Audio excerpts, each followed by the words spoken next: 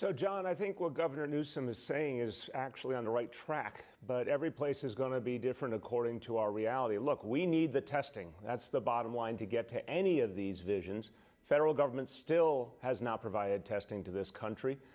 That's the central problem they have to fix. You know what we're doing now, John? We're creating our own tests here in New York City. We just couldn't wait any longer. And even though we thought it wasn't necessarily possible, we put together some of the great minds in the city and the tech companies, the universities, the research labs, and we said, what's it going to take to produce them right here?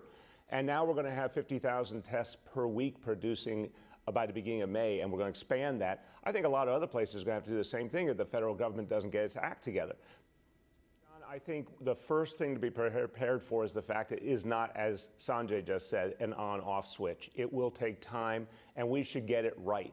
John, my concern here is, one false move, a move too quick, and open up too early, and then see a resurgence of the disease, and that would be the worst of all scenarios. So what I'm saying to New Yorkers is, let's get this right. We're giving New Yorkers a lot of information about what the health indicators are showing to say to people, we're all in this together.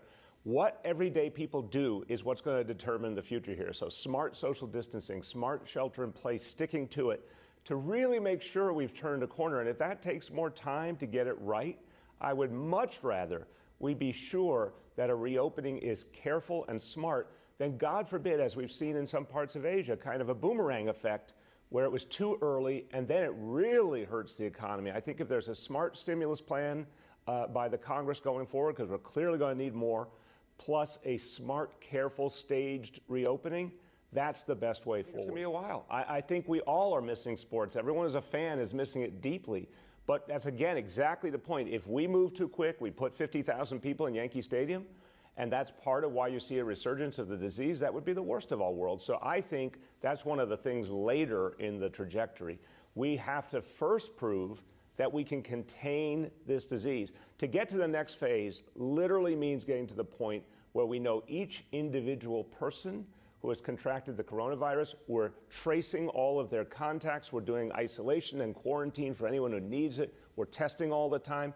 John, that's months away to begin with, that we can get all that right.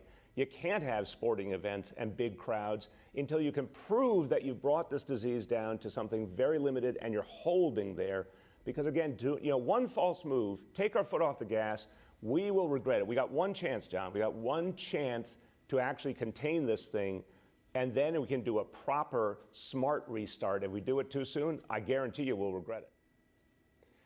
If you're just talking about the money we've lost because our revenue is gone, our tax base is gone, our economy is gone, 5 to 10 billion is the amount of money we've lost that we would normally use to be able to support our first responders, our basic services, everything that keeps the biggest city in America going. And we're one of the economic engines of the country. We're not going to be able to provide basic services and actually have a normal society if we don't get help from the federal government so we can restart, so we can actually have a livable working city again. If it doesn't come from the federal government, it's not going to happen. So Congress has got to get back and do a stimulus that helps cities, helps states, helps everyone get back on their feet and actually sustain a normal economy again. Sad. What they tell you is we've all gone through hell here. And the fact is we have to be honest and always acknowledge the full impact, the human impact, the impact on families this disease has had. We think it is smart and really fair to those families and to everyone to say, look, a lot of these deaths, the folks who were with these people, the medical professionals at the time, they couldn't confirm it was COVID because there wasn't time to do a test or they didn't have a test available, but they thought that's what it was. And we should be honest about the full extent of this.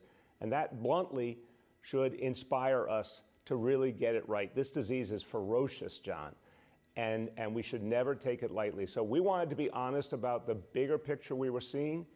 And it's horrible for those families, but I hope it says to us, never underestimate this disease and get this right and lock it down once and for all.